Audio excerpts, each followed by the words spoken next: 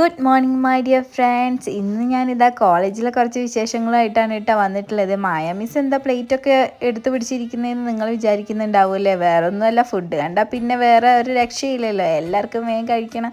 ഇന്നിതാ നമ്മുടെ പ്രിൻസിപ്പൾ നമുക്ക് വേണ്ടി നല്ല തേങ്ങാച്ചോറും ബീഫ് കറിയും അതുപോലെ പപ്പടം വറുത്തതും അച്ചാറും ഒക്കെ കൊണ്ടുവന്നിട്ടുണ്ട്. അതേ പ്രിൻസിപ്പൾ ഇതേ മായ മിസ്സിന് വിളമ്പി കൊടുക്കാൻ കേട്ടോ. കാണുമ്പോൾ തന്നെ വായിൽ വെള്ളം വരുന്നുണ്ട്. മായ മിസ് വായിലേക്ക് വെച്ചപ്പോഴത്തേക്കും എൻ്റെ വായിലും വെള്ളം വരി. അപ്പം ഞാനും പറഞ്ഞു വേഗം എനിക്കും വേഗം വിളമ്പിക്കോന്ന് കേട്ടോ. അപ്പോൾ അതേ എല്ലാവർക്കും വേഗം വിളമ്പി കൊടുക്കുന്നുണ്ട്. സ്നേഹ മിസ് ഇത് എല്ലാവർക്കും ചോറൊക്കെ വിളമ്പി കൊടുക്കുകയാണ് കേട്ടോ.